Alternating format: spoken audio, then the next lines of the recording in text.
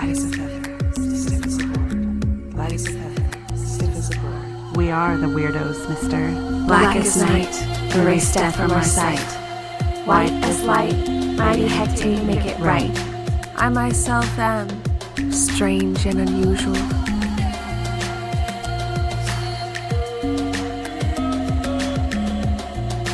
Welcome all you witches and weirdos. It's time to cast a circle, spark some incense, and grab a cup of tea, because it's time for the Coven podcast. I'm Sharon. And this is Wendy. Welcome back to the Coven. Yeah, welcome. How are you doing? I've been doing good. Had a good week. Good. I saw some fun stuff popping up in the news. I was hearing about this Colorado airport gargoyle. I don't know if you saw that. No, tell me about it.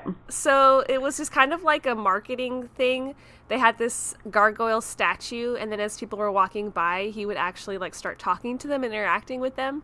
And they had a little camera underneath, so like the actor who was doing it would like make fun of their hat, and they would talk to the little kids, and like some of the people would be really scared of him because it was like an evil looking gargoyle, and the kids were having fun. And I was like, oh my God, is that like a permanent like feature now? Because I always end up going to the Colorado airport whenever I go to Oregon.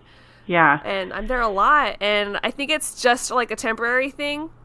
And then the end of the video was like, yeah, because of all of our weird connection to conspiracy theories, we decided to embrace it and, you know, start doing weird stuff with our marketing by having a talking gargoyle. And so, of course, I'm like, conspiracy theory. Yeah. I think I put this on the list of things that I wanted to talk about. The Colorado airport is famous for having a bunch of UFO activity as well as potentially an underground base for UFOs. Yeah, it's funny that you mentioned that. Like, I totally learned all that stuff. Like, apparently the underground tunnels are so big, like, it would take 3 days to explore. And, like, half of it, like, the workers don't even really access. It just has, like, places for them to work and do things as well. But then there's sections they don't ever really go down. It's apparently, like, 470,000 square feet down there. And some like newspapers have even taken pictures of like reptilians going in and out down there, and they try to say, oh no, it's just the employees, like they like to wear these like little reptile masks and it's all a part of the marketing. And I find it so odd that like whoever took over is embracing this thing to get like attention. But if you look into like the history of the airport, apparently they went like millions and millions of dollars over budget trying to make the underground system like some sort of like luggage carrying thing, and it didn't work. And they were just super over budget, and people are trying to like speculate where that money is going to, and maybe it was just a write-off for something else. And then there's this time capsule there that has the symbol of the Freemasons, like that little eyeball and the triangle thing. Right. And so it has that on there, so they're associated with making it. And then at the bottom of that plaque, it says something about the New World Order. And so it's super creepy.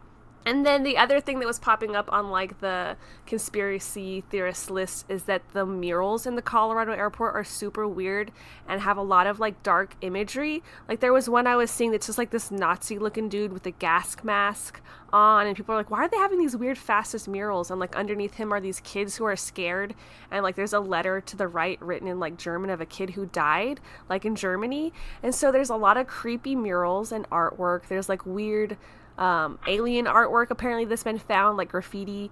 And so I just thought that was so odd, and I wonder if them trying to like embrace it is them just trying to like make it seem like it's nothing to worry about, but it really is. Right. Yeah, that's why I wanted to dig in this a little bit deeper someday. I think it would be fun to explore, and since both of us have been there, it'd be even better to explore. Let's go on an investigation. Like now, next time I have a layover, instead of going and getting a quesadilla upstairs, I'm going to try to like go find the murals. Right. Because I need pictures. Yeah, but it's such a big airport. Like depending on what terminal you get dropped off, like I don't want to take a trolley to the other half. Like you can't just walk through the whole thing. Right. Yeah, it is pretty big. But I just thought that was worth mentioning and kind of a cute little thing that they were doing. I'm like, I want to talk to the gargoyle. I know. I love it. That's awesome. Yeah. What about you? Did you find anything interesting in the news? I actually did. I have a really good article, and then I have a couple of personal stories, one update. So one of the things that I came across was this meteorite that was found by NASA apparently back in 2017. I don't know why I just came across the article now, but apparently they found THC on it, as well as several other meteorites flying out in space. Which is so and so they weird. believe, so now they're starting to believe that THC, not weed, but actual THC, that psychoactive property of marijuana, is just floating out in space as this natural element, and potentially that's how it got into space, and it may be just a part of us. So of course, I'm like sitting around like pondering this, and I'm like, oh my gosh, so what if out there if there's just this planet where instead of oxygen that they breathe, they just breathe constant THC? Oh my God. The probability says that planet exists. Exactly. And then I was like, okay, so let's think about that for a second. So oxygen, when we breathe oxygen, they say that it's slowly killing us time after time. Well, THC is a curative property of marijuana, so therefore their lifespan must be super long. I just want to think about this planet. I feel like Spock went here. This is where he was in the Spores episode when he got sprayed by a flower, and it was so great because all of a sudden then Spock, who's known for being super stoic, never having emotions, he had this crush with a hippie girl, and he was like a flower child swinging upside down from trees. Right, so that's where he was. That's where he was. THC world. Spores or THC? I love it. It is really weird and mind-bending. It kind of makes me think there's something more magical about THC. Right, and it probably there's other... What if that's where DMT comes from? Or what's that other one that we've talked about? Oh, ayahuasca. Ayahuasca, yeah. Yeah, maybe ayahuasca. Maybe it all comes from space. Yeah. Which, ayahuasca, I am not down to take because of the amount of shits and barfs it induces. Yes, but DMT, that's produced in our own bodies, which made me think, okay, can totally get behind that. I guess it's DMT, natural. They discovered. Yeah, it's all natural. From a plant. And then also the effects of DMT, they say, is produced in our body when we're born and when we die, and at certain REM periods of sleep. Right. Our body can produce DMT. So I was like, if our bodies can produce it, just make it legal. Right. And it's supposed to give you really cool transformative experiences, and you'll see maybe molecules moving and realize that there's these alien weird beings. Yeah, these beings that are connected with us, and it opens your eyes to these experiences, but apparently it only lasts for maybe 5 minutes or less. Right. Which is a crazy thing to me, and I'm like, okay, that's less commitment than taking a damn edible cookie, which will mess you up for 48 hours or more. But I heard it's kind of, I don't know personally any experiences, but from what I've heard, I guess I've heard Joe Rogan speak about it so much that I think that I might know what it's like, because he says that it's kind of this mind-bending experience where, maybe only 5 minutes has gone by in reality, but when that 5 minutes is going on, it seems like a lifetime. So maybe it's altering time in some way, your perception of time. So maybe you can stop time as it's happening, so your mind is expanding and growing and learning all of that stuff, and then it only took 5 minutes of my life to understand all of that. Yeah, definitely interesting. Something I would want to look more into someday as well. For sure, yeah. So I have a really fun update. So I don't know if I've talked too much about my ability to do Reiki. I have been practicing Reiki for maybe 3 years, and I have really been, since we started doing this podcast, I think I mentioned this last week, that I've really been kind of growing in my abilities as an empath, which has also allowed me to grow as a Reiki practitioner.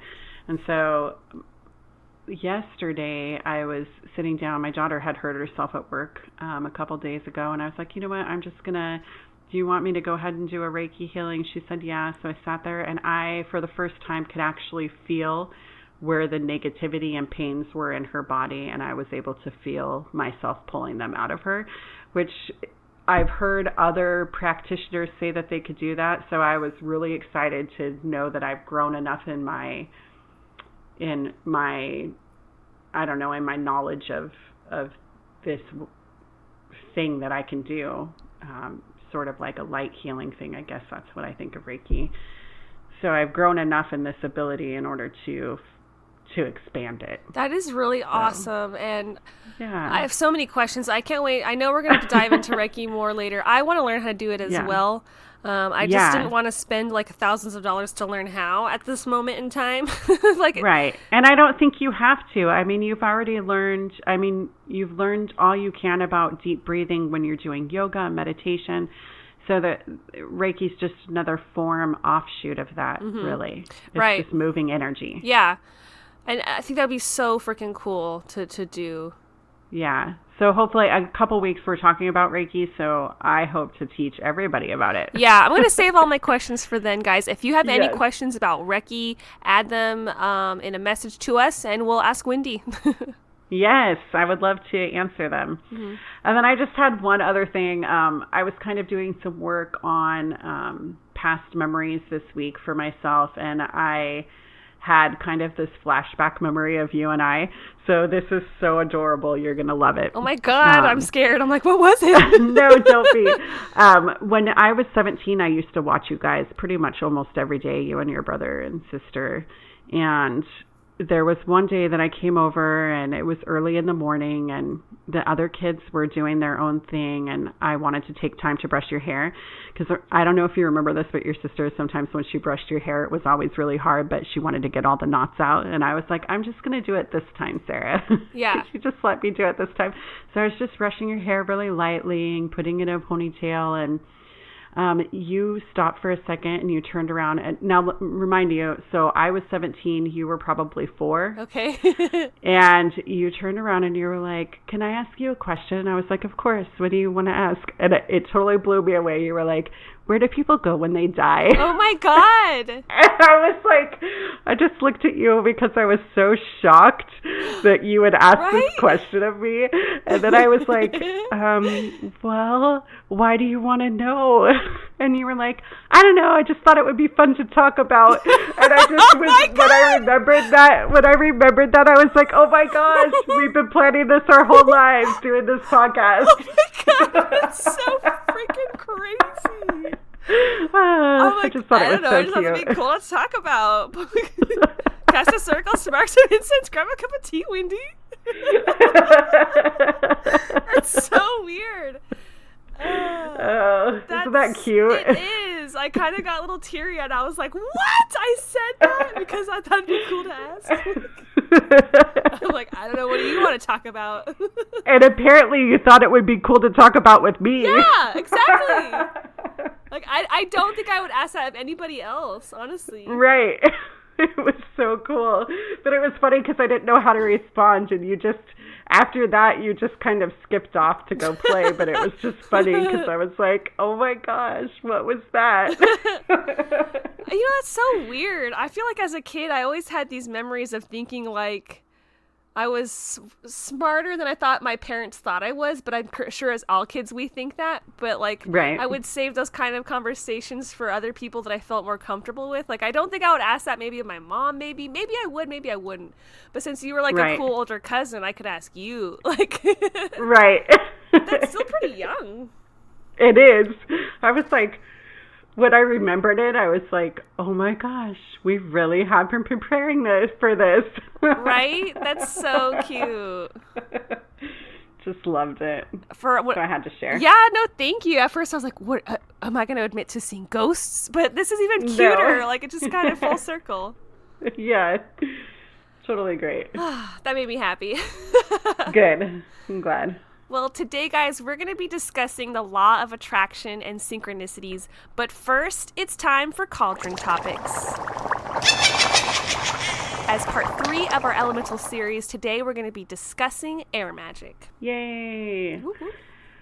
Okay, so I was lucky enough to discover about Air Magick. I hope that I can do it some justice because, I thought... because I did water magic, you did earth magic, now I'm doing air. I'm a Pisces. You and I are both Pisces, and I always felt that I was always connected to water. But when I started researching air magic, I just felt a love for it. Nice. And it just felt so magical to me. To be honest, I think this would be the element I know the least about.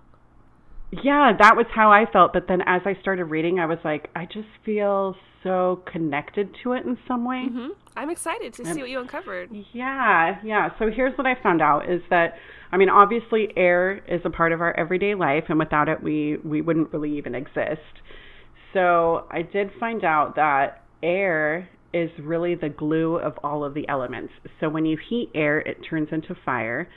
When you cool air, it turns into water. And when you cool air even more, it turns into earth.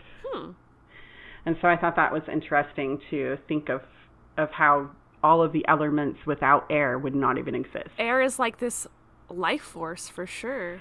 Yeah. And that it is masculine in nature, and the astrology air signs that are associated with it would be Gemini, Libra, and Aquarius. And in this, just like with all elemental magic, they're best done outside, and air is no different than that. But if you can't go outside, you will want to incorporate the elements of air into your spell. And some ways that you can do that would be, like with different types of air stones and different air plants, and I'll get into that in a minute. Air in the magical practice kind of promotes cooperation, communication, thinking of new ideas, strengthening the mind. You can use it for travel and good luck, as well as good luck in your travel. Typically, the outcome of an air spell is kind of short-lived, and this is kind of due to the qualities and properties of air itself. Some plants that you would want to incorporate in your air spell would be plants that are kind of veiny. And these would be like mistletoe, dandelions, and even magic mushrooms. Nice. I thought that you would have a kick out of that. Yeah. I'm going to incorporate some air into my magic and then just start eating some shrooms. They were talking about not eating them, but using them like burning them. Oh, I'm like, don't burn the drugs! No. I guess kind of like sacrifices. Yes. Some stones that you may want to use would be, they would want to have some properties that are associated with air, like they would be lightweight. And some examples of that would be like mica. I don't know if you've ever touched mica before, No. but it's an extremely thin stone. Okay. Citrine and any type of tin materials. Interesting. Yes, and I don't know if you know this, but the wand itself represents air, or the movement of air in a spell. So if you're using the wand, you're just incorporating the air. Nice. And then initially when you are starting your spell, instead of calling on the watchtowers, you may want to call on the directions of the wind, like north, east, south, and west. I always think of like the watchtowers and the directions one and the same. Oh, maybe. Yeah, because it's usually like Guardians of the Watchtowers of the West. They all have like different. But this wouldn't be like you'd be calling watchtowers. You'd be calling on the direction of the wind, the direction of the wind. Oh, the four corners of the wind. Got it. Yes. And so I'm going to talk about their properties in a minute. But first, I kind of wanted to talk about the best time to use air magic is in the spring at dawn. I guess the properties of magic can be heightened during that time, and the best moon phase to do it in would be the first quarter. So I feel like we're coming right upon that. Like spring is happening here any minute, and so if you find yourself wanting to do a spell, check when the first quarter moon is out.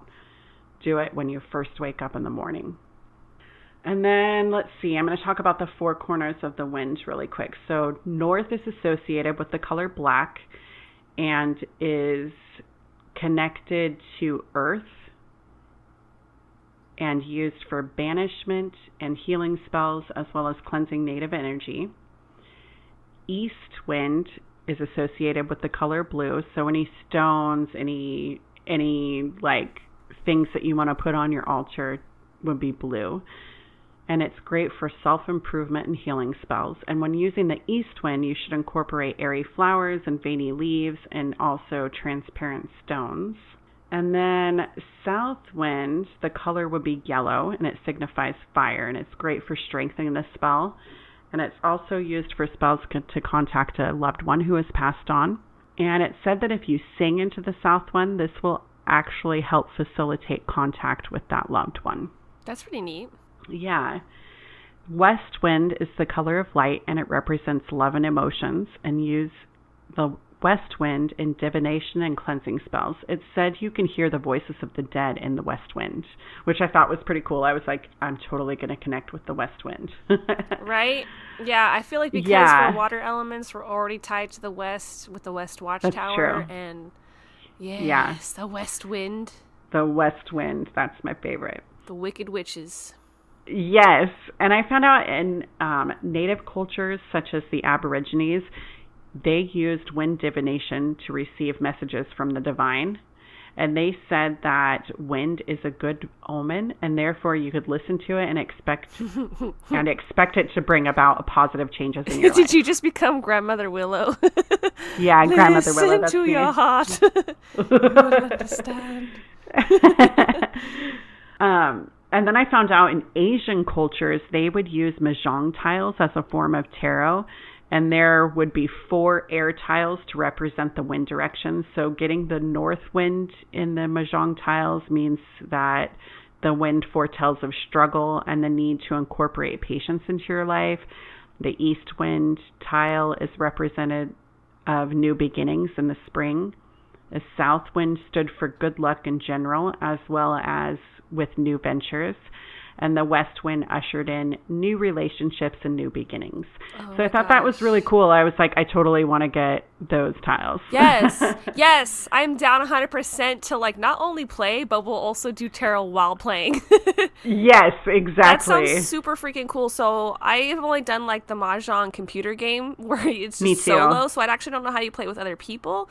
But yeah, I'm definitely familiar with the tiles and everything, and to just think about all those tiles representing different kind of like, it's like rune casting basically. Exactly. Yeah. It's really cool. So I thought it was just fun. Do you think that all of them mean something different, or was it just those wind tiles? I think they all mean something different. I think that the Asian culture, from what I read, every tile had a specific meaning. So it's no different than reading tarot cards, but it's just tiles. That's so cool. And I had no idea that even existed. Yeah, I was like, I'm going to do that. In fact, I put it on my birthday wish list. Oh, cool. Yeah. So that is so cool. Did you find like a neat set of them or something? Yeah, on Amazon they had a cool set. So I was like, I totally want that. I'm going to have to browse your list. You need to send that my way. Yes, we got March birthdays, so share that over my way. That's right. I should. All right. Yeah. So, do you have anything else you want to talk about Air Magick? I don't. Okay. So we're going to go ahead and move on to our main topic today, which is law of attraction and synchronicities. And do you guys ever think of something that you really want? Maybe you spend hours daydreaming about it. Then in some sort of cosmic coincidence, you start seeing what you want everywhere. Every path in your life leads to it. This may be the law of attraction and synchronicities working together in a symbiotic relationship to give you what you desire. Okay, so I did find out a little bit about law of attraction, and I know we both kind of studied these back and forth. I have used the law of attraction. Have you? Oh, yeah, for sure. Yeah, for sure. And so I looked it up. By definition, according to Wikipedia, the law of attraction is the belief that positive or negative thoughts bring positive or negative experiences into a person's life. The belief is based on the idea that people and their thoughts are both made from pure energy, and that through the process of like energy attracts like energy, a person can improve their own health, wealth, and personal relationships. So to me, basically, your life is what you give it. If you were constantly giving negative words to the universe, then you would be hit with the adverse effects, and it would be put, to me, in my mind, I think because we're both kind of in that Wicca mindset, that I was like, not only would it come back to you, but it would come back to you threefold. Mm-hmm. So law of attraction also states that if you're questioning things and you want a response from the energy around you, those might come in the form of synchronicities. And I thought that's why law of attraction and synchronicities kind of goes hand in hand. Yeah, I think like law of attraction is one of those big deals, and like for a while everyone was trying to market it. Do you remember that secret book that came out? Yes, absolutely. Yeah, and it was I read just it like, and watched the documentary. Yeah. Right, and it's just like, I kind of thought it was a dick thing to call it The Secret. Like, if you really want people to know, they just wanted them to buy your book and make it sound more glamorous. But like, Oprah's a big person of it. She likes to promote it. There's a lot of celebrities who use it, and it's just this amazing concept that can be life-changing if you're willing to try it. And in my opinion, magic, I view it as law of attraction. It's just very ritualistic law of attraction that can be religious, because anytime you're doing magic, all you're doing is putting out your intentions, whatever that may be, to the spell, and putting it out into the universe. I want this. I'm trying to work through this. I need help with this pain. You know, you're just working through so many different things, and once you release it into the universe, that's when it does its job. That's when the magic begins, in a sense.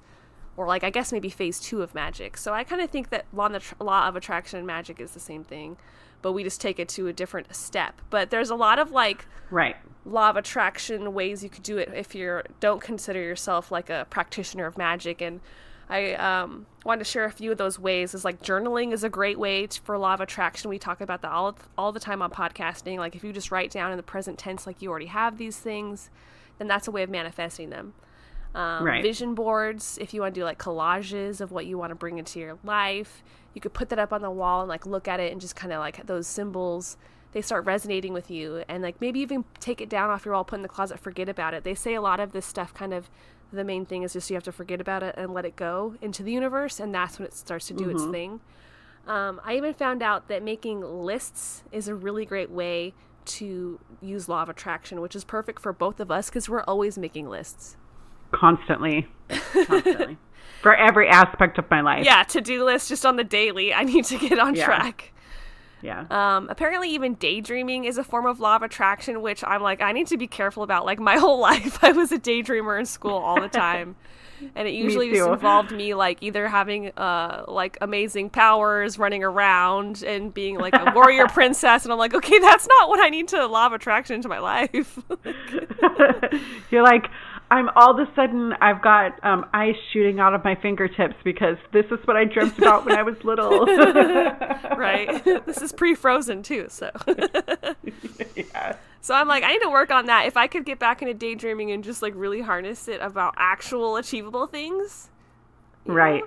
And one of the main things about law of attraction is you've got to really be positive and stop self-limiting thoughts, which I think takes time. But once you get in that mindset and you start seeing things like turning your way, it just keeps growing and growing from there. You're like, no, I can do this. Just keep thinking good things.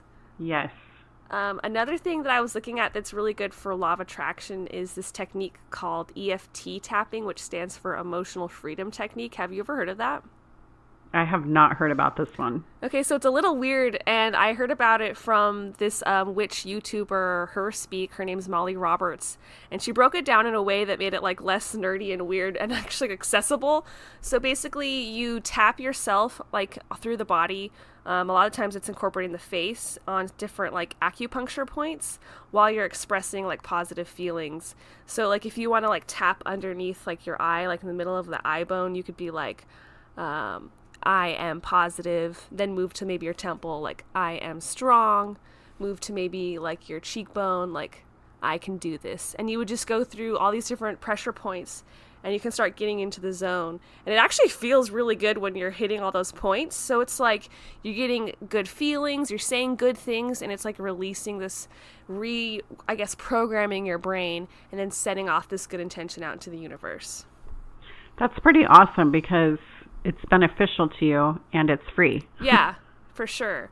It's a very therapeutic process. And like if you're really stressed out, you could just stop and do the little tapping, maybe meditation or mantra, whatever you need to do. Mm-hmm. And it wouldn't take very long. I feel like that process wouldn't take very long. Yeah, definitely. There's a lot of ones you can just watch on YouTube if you look in it's ETF. No, is it ETF? No, it's EFT. Yeah, EFT. So if you type that in YouTube, you can find a lot of different people who that's what they do, and they'll walk you through one. So it's pretty cool. And then from there, I feel like you can just make it up and learn from yourself. Right. That's cool. Yeah. And all these kinds of like law of attraction things, they really boost your vibration and your confidence. And you really want to do that by starting small and maybe attempting to manifest something small into your life. And as simple as maybe like just coming across a specific flower that you see in your mind's eye, or maybe a book. And then you just kind of think about it, visualize it. Maybe if it's a flower, you can smell it, you see it, and then you don't really have any pressure about it. You think about it, but then you just let it go. And then let's just say you're taking a walk like later that day or later that week, and you see that exact flower. You know, it might feel like really great and be like, you know what, I manifested that. So I haven't even really... That's beautiful. Right? I haven't even tried that one, but I think that I should. You totally should. I'm always doing like usually spell work as manifesting, which in my life is it's kind of more of a bigger long-term thing, but never the small things. Right. Just manifest some money. I'm just kidding. I'm just going to manifest quarters all over the ground so that I can just pick up random quarters and then I've got a lot of money. In my mind, I'm like, yes, a giant bag of money. I have to start small. Yeah, no, I was thinking like maybe a dandelion, but I guess it can't be that common. Like it should be kind of different. So specific kind of enough unique. To where, it does feel like it's something you kind of brought to yourself. Right. And maybe something that you really like. Like I think if I were to manifest a flower, I'd probably do a calla lily because they're my favorite. Yeah, that'd be cool. So that and resonates they're not with very, you. and they're kind of rare here in Oregon because it's so cold all the time. It feels like so. Yeah, I could totally see that. Yeah, and I guess the biggest thing too that you can do after you were like, let's say you come across that calla lily, is to just express gratitude and even like thank the universe in your own little way. And be thankful of just all the love you have in your life, your friends, your loved ones. And the more you're thinking of those positive, loving vibrations and thankful for what you have, like the more abundance you'll create, the more abundance you're going to attract. And I do really believe in the law of attraction. I think the more negative you are, the more you're just going to stay in a lower vibrational state and just kind of like drag yourself down. So I think that gratitude and love is like key. I love that you're talking about this. You know, I just learned recently, and I don't know if it has to do with law of attraction, but it has to do with that gratitude thing, is that I had listened to somebody and she was kind of mentoring these people who were unhappy with their home, the house that they lived in. They were unhappy with the way that it was decorated, how there were just all these things that they were unthankful for. And the husband didn't want them to move. He wanted them to find a way to live in it. So she said, well, one of the things that you could do is be grateful for your home with what you have already. So she had them meditate and give thanks to the house itself. Oh, I love it. And I was like, I know. And it totally blew my mind because I was like, oh, I never, ever thought of doing that ever. But I tried it out this week and I actually... It may be, because there are a lot of things that I don't like about the house that we live in, but there are a lot of things that I'm thankful for. So I sat down and mentally made that list and made the house aware that I was in love with it, and that I was thankful for it. And all of a sudden, it just seemed like all the things that were bothering me, like people not cleaning up after themselves and maybe people not helping me out, all of that stuff started going away and people started helping me as I started being more grateful. I'm like, did you just meditate or did you have to clean? Because I'm going to meditate right I now. meditated. I just meditated and then other people in the house started helping without me even asking, and which is what I've wanted my whole life. You're just like, so, my husband will do the dishes. No, but I didn't even say that. I wasn't even thinking really about them. I was just thinking about the actual bone structure of the house and where everything was laid out. I think that's really, really beautiful. And I love it so much. And I'm going to try that too. You know, it's the time for spring cleaning right now. We're in March. I really wanted to go through like each room too and do like a deep scrub and clean and just like get rid of a bunch of shit, reorganize. But it can be so hard to find time to do that. But like the meditation, if you maybe start with that, that'll encourage you and kick off the whole process.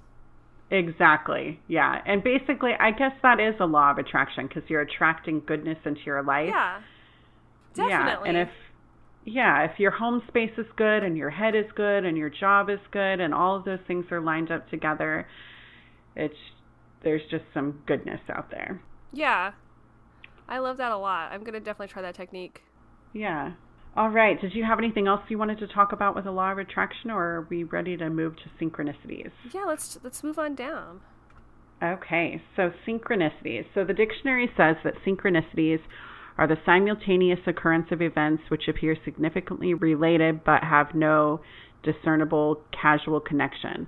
But my belief is there are no coincidences, and there is a reason behind everything. So in my thoughts, the synchronicities are like little wake-up calls, or they're like wake-up calls to importances in your life or things you may need to pay attention to or work on. In some instances, physical reality may appear to be responding to our questions.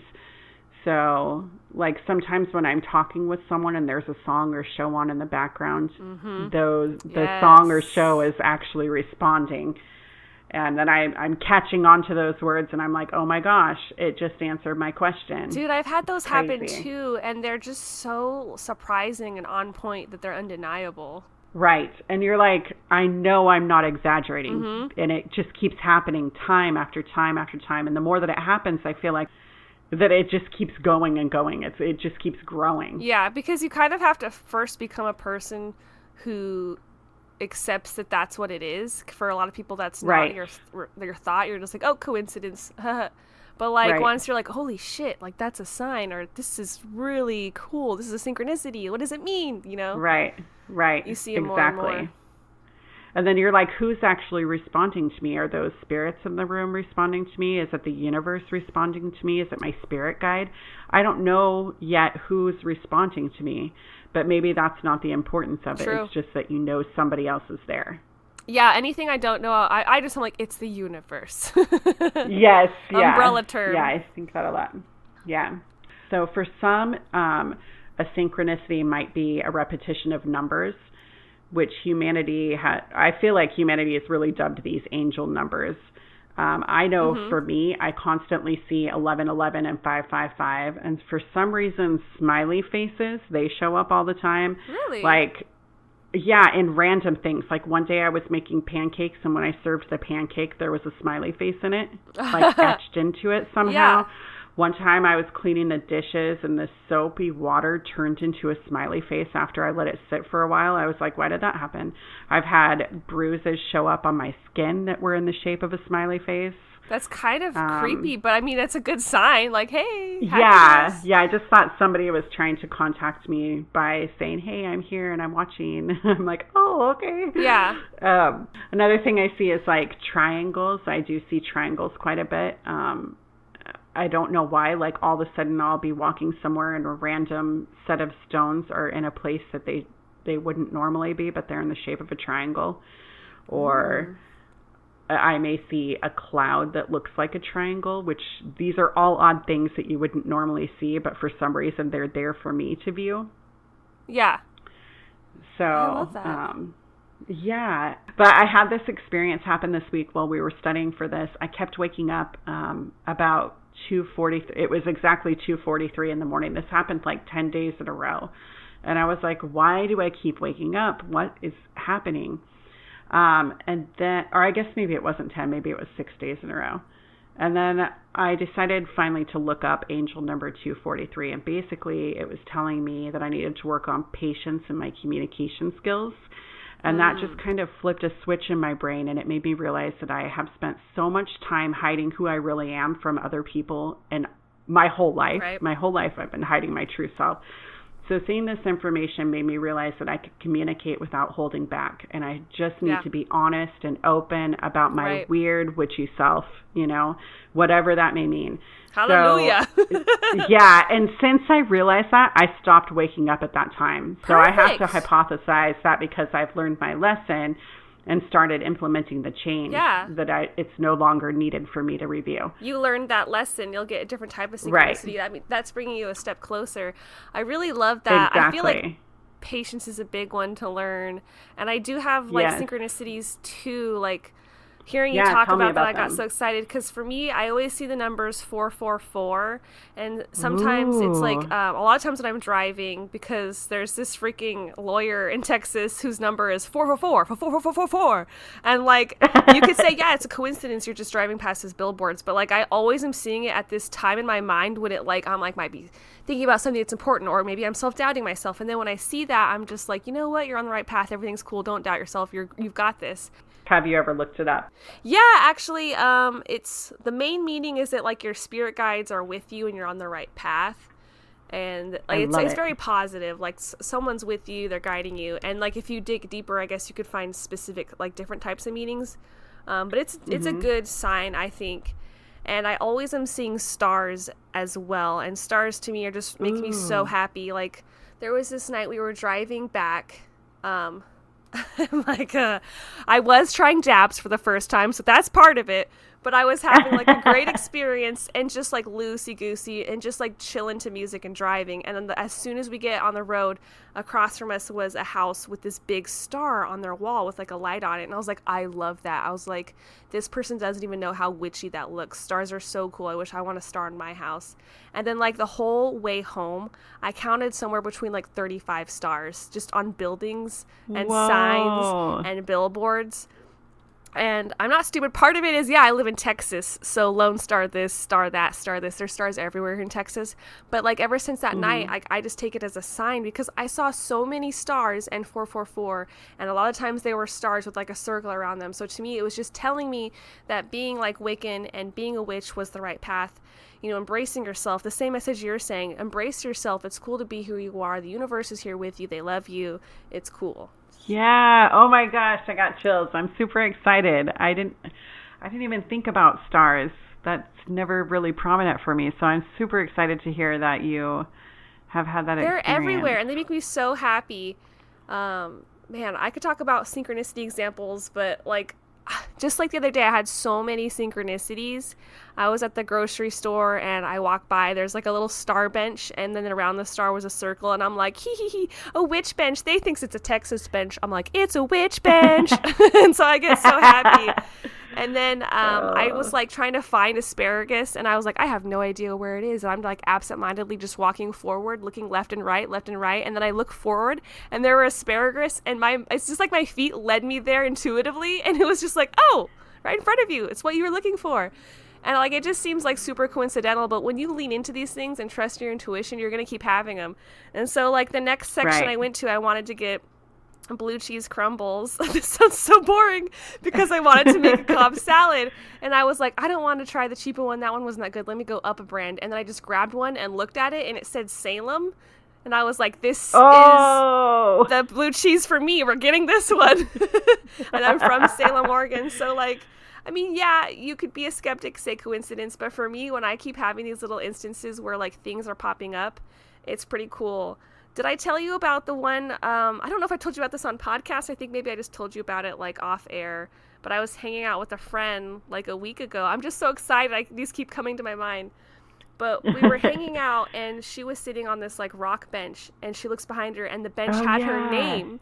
It said her name in Sharpie. And we were like, whoa, that's so cool. And then after the park, we went to go look at some witch books. And I ended up finding a Texas ghost book, and I grabbed it, and I was like, oh, yes. And I like bring it down. I flip open to the page, and then the very header of the chapter was Rose of Sharon. And then I was like, oh, I'm getting this book. So it was just so weird that each of us like found our name.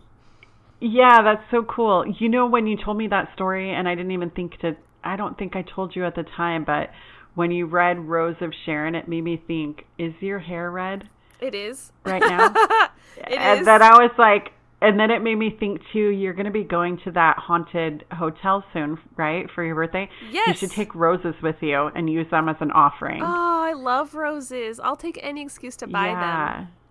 Yeah, I was just thinking Rose of Sharon, Rose from Sharon for the offering for the ghost that night. Okay, I'm like, okay. I so would. Do it. Because in that book, they talk about the hotel I'm staying at, and so it is part research, and I can't wait to share all my research with you guys, but I will totally do that.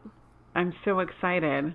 Oh, that's so cool. Yeah. I love your experiences too. Thank you for sharing. I know, I got just so excited because it's just, I don't write them down enough. I need to journal again like I used to on a daily basis. Too. But sometimes you can forget the synchronicities like that. And in the moment, they're just so on point. They speak to you, and it's just really cool. Right. So I wonder, so you see 444. I constantly see 1111, 555. And so those ones, it's like all the time. And it's not just what time it is. It's just, or phone numbers. It's like I'll see it in change that I'm given or something that I have to pay but I'm like constantly 1111 555. 1111 I've heard of before. Yeah, and so I can't remember what it means. I thought it had to do with psychic abilities or an awakening of some sort. Yeah, right. It's like something like the universe is with you kind of thing. Yeah, and I was like, I know you're with me. What do I need to be looking at right at this moment? So I'm starting to think that they're trying to say, stop what you're doing right now and look at what's going on right at this moment. Maybe there's something I need to see. Yeah. And with 555, I thought it had to do with angels and awareness. Let me take a look. I'm looking up 1111 too because there's like, I'm like, I should remember what this one is because that's a big one. I know. Everyone's like, oh, it's 1111, It totally make a wish. is. You know, I've even heard like normal muggles say like, oh, 1111. Yeah. So I am seeing here one person does say it could mean that a spirit is present, which for you would make sense. Oh my gosh. Okay. An opportunity portal. So all the time. Yeah. I'm like all the time. Yeah. It also says that 1111 could tell you to pay attention to your thoughts. Remember that you always have the Creator and your divine team of angels and spirit guides with you when you need your help to change unpleasant thoughts to more positive ones. All you have to do is ask. So it just always seems like these numbers are really comforting. Right. And so 555, it's huge changes or rumbling throughout your entire life. And that I'm on the right course, which kind of makes sense. I mean, my life has been constantly changing since we started doing the podcast. It's like I'm going through so many changes. It's interesting. So I haven't always seen that one, but 555, I think I've been seeing that one for the past year. And 1111 I've seen for probably 6 or 7, maybe 10 years. And I've always seen 1111. It's interesting because I guess it could mean different things. It says it could be a deceased loved one sending you a message. It could be a path to remember yourself. It could be just to set an intention, make a wish. So all these different things. But I would think just go whatever your intuition tells you in that moment. Right. I'm starting to feel like lately it's been like, okay, stop what you're doing. You have to take a look at what's around you and hear with my mind's eye, if that makes sense. Because that's kind of how I speak with spirits, that maybe right at that moment I need to listen with my other senses instead of just my ears. Yeah. Well, if you guys ever have any synchronicity as far as numbers or symbols, or if there's anything that's popped into your life, let us know in either comments, messages, emails. We love hearing from you guys. Yeah, I would love to hear from you guys. So what else did we come up with? So I came across this guy named George Barnard, who he apparently is from Australia, and he's been working with celestial beings and synchronicities for like over 60 years. So he claimed that the year 2012 was to be like this great awakening, and that the synchronicities were ushering in kind of this new era of life, and that those peoples who were seeing synchronicities at the time would also become light workers for change in the universe. And with the help of different alien species, we're going to start working on a more unified universe. Ooh. But when I tried to kind of look into him a little bit further, I just kept getting roadblock after roadblock. But I was like, dang you, Google, this is your fault. Yeah, I know. They do hide some information, it feels like, when we try to research it. Yeah, so I wish I could have found out more information about him, but I was like, well, a lot of my changes started happening in 2012, so that just kind of made me think that I guess I was like, I need to know if I'm a light worker for change in the universe. Maybe that's what I'm missing. Right? Yeah, I was like, I need to find out more. Yeah, and I think like as long as you're open to it, you'll get more answers, and it'll keep leading you little breadcrumbs. Right, exactly. Mm-hmm. Exactly. I was looking into synchronicities a little bit more, and some synchronicities that you might even experience are just like dreams that might become true. Like maybe there was a person in your dreams or an object. Even just meeting people in general can be a synchronicity, and they can be really important to you, being at the right place, the right time. If things are just falling into place, you're on the right path. And maybe if you keep hitting dead ends, you might want to reconsider your goals. This could be the universe telling you it's not even the right path. And sometimes I felt like maybe that was what was happening to me with jobs. Like I was trying to go down avenues that I wouldn't even really be interested in. I was just kind of like thinking about maybe money and things like that, but it wasn't my life's purpose, you know?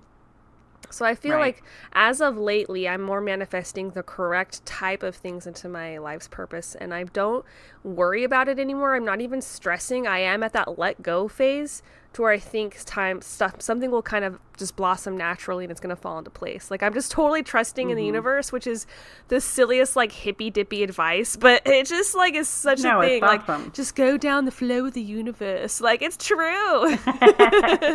Yeah.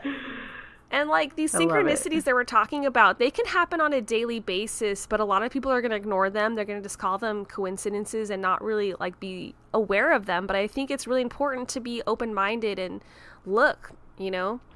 It's like the law of attraction and this law of vibration. Everyone vibrates at a certain vibration. So when you're positive and happy, you're vibrating at a higher frequency.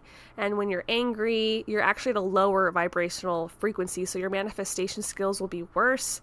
You're not going to be as strong as doing it. And that's just one of the most pretentious things. Sometimes I will tell Wayne when I'm mad at him, I'm like, look, I'm a higher vibrational frequency than you right now. Like, I just sound so rude when I fight with my husband. He's just like, what are you talking about? It's like angels and demons almost. Yeah. Yes. Yeah. They always say demons are of like lower vibrational frequency. They resonate with just like petty emotions, you know, and you want to be vibrating at a higher frequency where things like that don't even bother you. So I think positivity and patience is really key. And our thoughts really do control our reality. Absolutely. So I just love that. There was something that you said in there when you were talking about being happy, hippy dippy. It kind of reminded me of something. I was talking with your mom yesterday, and she had mentioned something that really stuck with me and kind of goes along those same kind of lines. She was like, there's your mind, your body, and your spirit. And if they're not all aligned, you're not living your best life. So I was like, that really is true. Like if your mind is aligned with your body and your spirit and all of your chakras are aligned, then you can live that kind of happy, higher vibrational, hippy dippy kind of life. That sounds kind of true, because as I get older and I'm more in tune with myself, I'm more aware of who I am and what I want. And like, your environment. You just get super aligned and things feel right. Right. And now you're living your best self, your best life. Okay, so I did come up with a few types of synchronicities. I don't know if I mentioned this. I don't think I mentioned this. I actually was reading this book called 1111, The Time Prompt Phenomenon. It was by Marie Jones and Larry Flaxman. And these people, this book was pretty amazing. It's kind of older. I think it was from 2011, but they had some really good information in there. And I watched a bunch of different videos. And so from that, I was able to find out some different types of synchronicities. One would be like a precursor. And this is just kind of foretelling of a life event that's about ready to happen. So it could be the universe or someone who's passed on trying to show you through synchronicities to watch something's coming your way. Do you think that these synchronicities are just kind of aloof, or do they actually give you like clues? I think they give you clues and meaning. Yeah. Another type of synchronicity would be a deviation. It's just telling you that you are on the wrong path and you need to realign yourself with where you should be at your life. Another one I came across was called expansion. And this is the universe trying to tell you that you need to expand yourself at a more spiritual level. Oh. Some are messages And this would be like an intentional sign or an omen. So like if you're constantly seeing a specific animal over and over again, then this is trying to tell you, to send you some sort of message. I have been seeing skunks. Ooh, you should look into the meaning of skunk. I'm all like, what does that mean? I stink? I don't know what that means. Okay, yeah. What about you? What have you been seeing? I have been seeing crows a lot lately. Oh, I love crows. Like black crows. Yeah, me too. So I've been seeing them a lot lately. In fact, I was sitting at the park this week reading this book that I was just talking about, that 1111 book. And these crows came out of the middle of nowhere and they were hovering around my car. And literally because I wasn't paying attention to them, they took a branch and dropped it onto my vehicle. Oh, that's awesome. I know. I was just like, what are you doing? I notice you now. I'm so sorry. I was reading my book and not paying attention to you. But seriously, I've been seeing them follow me. It seems like everywhere I go, I've been seeing the crows. So that's awesome. Yeah. In fact, I'm going to write down now. I found a quick. I'm like, I need to look at crows.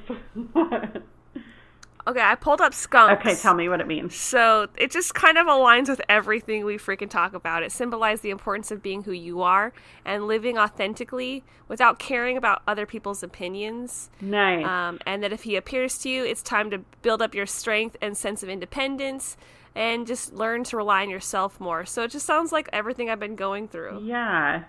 Okay, so crows can symbolize negativity, like maybe a foretelling of a death, but I don't think that that's always the case. So let me see. Nah, I wouldn't think so either. Yeah, I was like... When I think of crows, they're so intelligent. Right. And smart. Like, they think they would be the best familiar for a witch. Right. It says you shouldn't ignore them because they have a great impact on your future. It's one of the best spirit animals you could have. I just was hoping for something easy like what you found. I know. I'm not really finding... It just says that they're associated with mysteries and magic. Well, so am I. He's the keeper of the sacred... Yeah, he says he's the keeper of the sacred law and divination. Oh, well, that's me. It could also symbolize a new phase in your life. Oh, that's true. I am kind of leaving moving. all the past behind you. Yeah, I've been doing that this week. Yeah. Yeah. It could be time for you to use your second sight and think more thoroughly about your life. Ooh. Sometimes people say they do symbolize death or bad luck, but it's not always the case, right. like you said. Right. And it's just a symbol of life and mysteries. Yeah. Intelligence, flexibility, and destiny.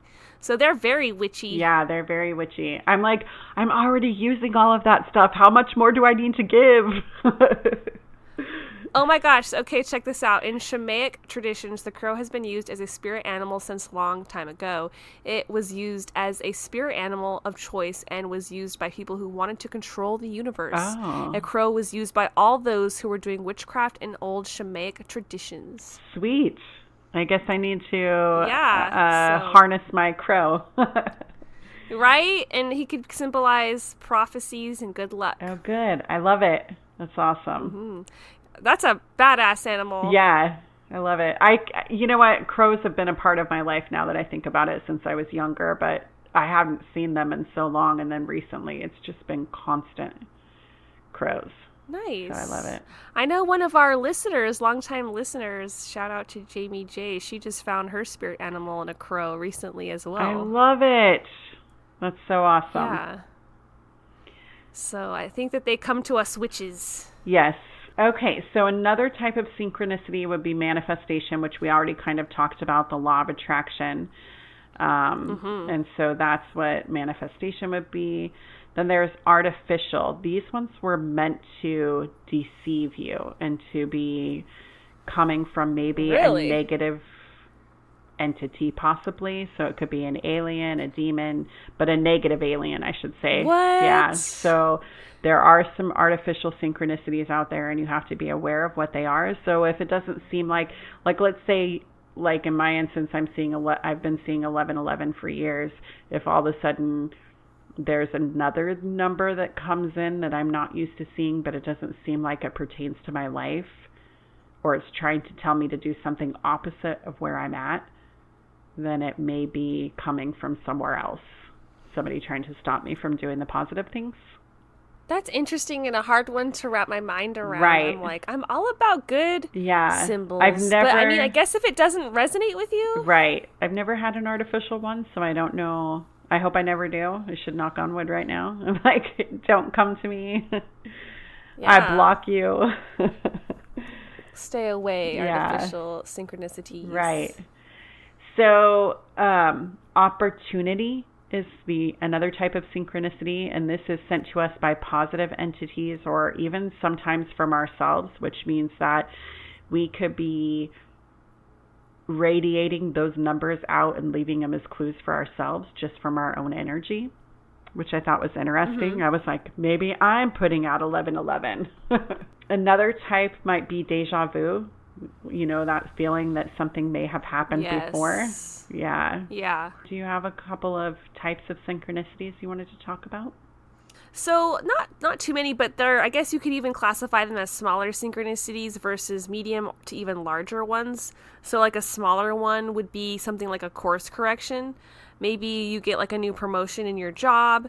That could be considered a medium synchronicity that leads to a major one, like you go on a vacation because you got new finances coming in and you can afford to go to Barbados. And while you're there at the bar, maybe you meet the love of your life. So that would be like how synchronicities can kind of like play together and they build up and get bigger. And I just thought that was kind of interesting to think about, like all the little connecting pieces in my life and the people who have changed it and the directions that it's gone. And really, I guess these synchronicities just fine tune your life and guide you and just give you the best, I guess, you know, people you're supposed to meet and the things you're supposed to have to you. It's all about getting that plan, I guess, in action. Right. So we did come up with a few ways to learn the meanings of the synchronicity and what it means to you. So Sharon kind of talked about a little bit ago journal writing. So the benefit of journal writing would be that you may be able to go back and look at them day by day and see if there's a pattern or meaning, so that you can find out what it means to your life at that moment. And then you can also write down questions that you have about the synchronicity, and this will help you get to the root of what is being shown to you. So like if you're asking questions, maybe the universe then would respond to those questions that you have. That's awesome. I definitely need to do that. Yeah, same. Like maybe before bed every night. Right.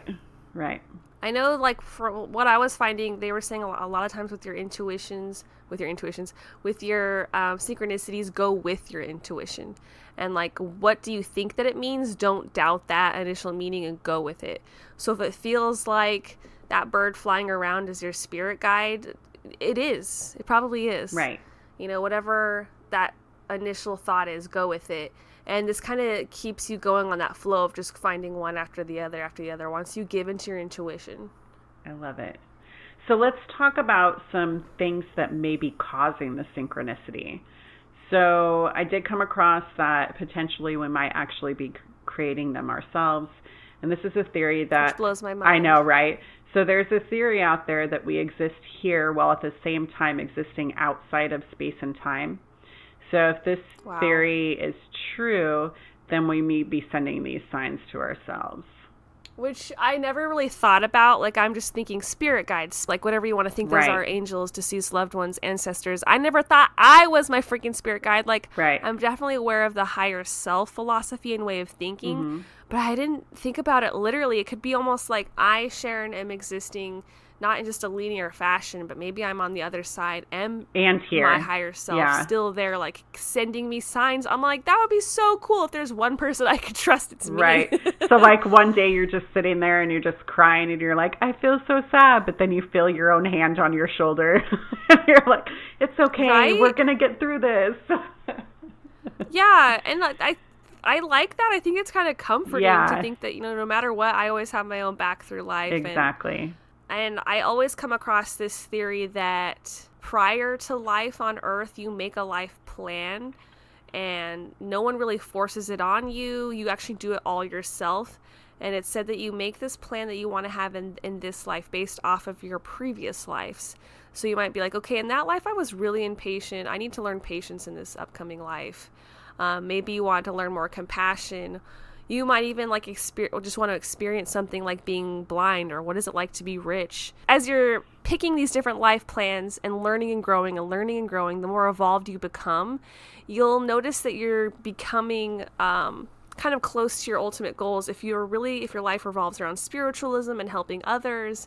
And I was like, ooh, that could be us. We're all spiritual. Exactly. We're so evolved. Yeah. And ultimately, the life that you have, you have free will. So you don't even have to really like listen to these synchronicities. You don't even have to take that life path that you set for yourself initially. But ignoring it and ignoring your guidance, it actually makes it harder, it said. But you can override your whole life's goal and your purpose. Wow. But ultimately, I don't think you'd want to do that, because the guidance is here to help us. It's here for our own good, and it's just to keep you on track. Right. And to help you find the people you're supposed to find, get the jobs you're supposed to have, be that person you're supposed to be, and learn those ultimate life lessons. I wonder sometimes if patience is something I'm supposed to learn. I don't know. Patience was always a really hard one for me. I've always been impatient about everything. I want things on my terms. I feel like as I've gotten older, it's gotten a little bit better. I'm slowly learning, but it's just like, okay, I really want to watch this show, but the internet's having a problem, and I'm no longer going to watch that show because it's too slow for me, and I don't have time for that. You know what I mean? Yeah. That's exactly how I feel like my patience is sometimes.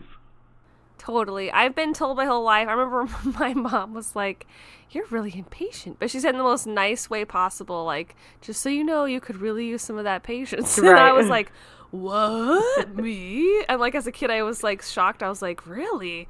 And as an adult, I still see that reflecting back on me. Like, I need patience. Right. But I think as you're growing, you'll learn. I feel like patience is one of those things you learn over time. Yeah. Oh, yeah. And I've had a lot of like lessons, I feel like, in life where it's like you have an option. You could react with anger. Right. You know? Right. And be stupid and complain. Or you could just like stand around and be patient. And you know what? It's so much easier, and you feel better. You feel happier for being patient in the long run. Exactly. Lately I've been thinking about it like this, in order to teach myself more patience, is that let's say you're out driving and you're trying to get to from one destination to the next. So if you're driving down the road and you're road ranging out and you're swerving in and out of traffic, and then you get to your destination all angry and bent out of shape, cursing all the people around you because they're in your way, and then you find out that you and the person that you were cursing out both make it to the destination at the same time. Whereas that other person, which this is how I've been trying to live my life, just takes it easy, takes it slow, takes it safe, and doesn't think about the negative people all around you. You're only thinking about your place and how you can emit positivity and make it to that destination at the same time, but not thinking negative about that other person. Right. You're saving yourself so much just turmoil and anxiety. Yeah. Yeah. Like sometimes I just look at other people around me and I'm just like, why are you freaking out right now? Right. Can't you just stay calm? You Take a breath. Have such better results. Yeah, exactly. And it's not always easy, but I know that. Yeah. I've been negative quite a bit in my life, but I feel like I'm at a really good spot now to where I'm a lot more positive. And I can see that change now. We were talking about causes. Yeah. Yeah, possible causes. Okay, so something else could be like it's caused by an outside or unseen force. So maybe it's not just the universe, but it may be another entity, like I was kind of talking about before. So just like there are negative demons and positive angels, there may also be negative aliens and positive aliens. So maybe you're getting that information from some unseen force or ghost or somebody who's giving you those synchronicities. But whatever it is, you need to view it with caution, but also wonderment, I feel like. I don't know if I have I don't have a resonating feeling of like connection to aliens really right now. Like I don't think of like alien guides yet, but we'll see. Yeah. I definitely feel like maybe your higher self really resonates with me, spirit guides, and even like ancestors. And what do you feel about like alien guides? I feel like if anyone were to have them, it would be you. Yeah, I've seen them before. So I just, I've seen them, And because I've seen them, I feel like they have guided me in certain aspects, but I don't want them to control my life. So, so I kind of take it with a grain of salt. What is an alien's agenda? Yeah, and why did they? How do they play into this? I was like, I'm just this regular, everyday person. So because of that, how do I fit into their agenda? What is the purpose? Mm-hmm. So that's kind of my everyday thought with everything I'm doing. Like, what is the purpose of it? Another thing is that these are trying to activate our pineal gland. And if everybody's pineal gland is activated, we're all in a different kind of state of consciousness, this higher awareness of what's around us. And when you have that pineal gland activation, you may be seeing past, present, and future in a place, which I can totally relate to. So then I saw this one theory that was kind of cool. It's kind of my last theory, but I guess when seeing 1111, it's kind of like a downloading of information into the brain. So that means that once the program is completely uploaded, then a doorway will open to provide extreme enlightenment. And this door could be figurative or literal. And this information comes from the universe itself, which was kind of like a giant supercomputer. So basically, if we're thinking about this, every time we see 1111, more information is uploaded into our brains. And once we have all of the information, everything is limitless. Like everything in front of us is limitless, is what this theory says. Yeah. It sounds pretty cool. Like, I probably can't really understand that kind of a thing until you experience it. Like, infinity is something that used to terrify me a lot as a kid. I remember reading Revelation and then, like, going downstairs and being like, what?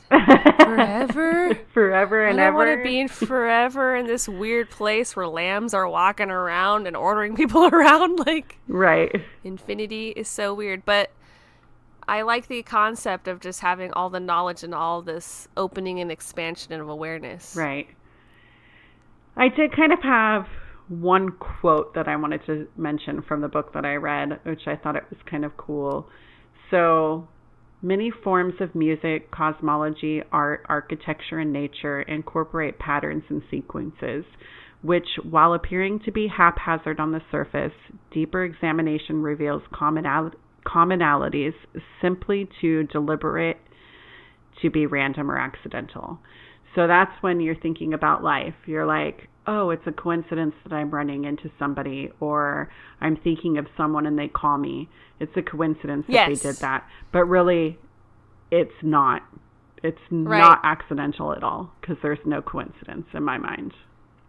Yeah, I think that's true. And, like, it's a fun exercise, too, to just keep that trust, keep that intuition going. And, like, anytime you get those moments going, just don't even think coincidence. Just be like, oh, synchronicity. Right.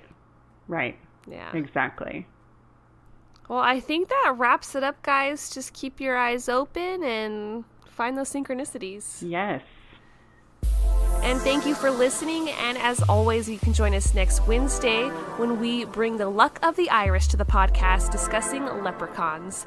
And you can find us on Twitter and Instagram at Cousins Coven, which is all one word. We're also over on Facebook. And don't forget to check out our blog at cousinscoven.home.blog, where you can find witchy words of wisdom, spells, and our archived podcast episodes. Our current podcast episodes are all going to be found on Podomatic, Spotify, iTunes, and anywhere else podcasts can be found. And don't forget to hit that like button, subscribe, and share. Send us your cauldron topic ideas, questions, or your own paranormal experiences into cousinscoven2@gmail.com. May you find happiness in your heart, love for yourself, and join each other. Blessings to all.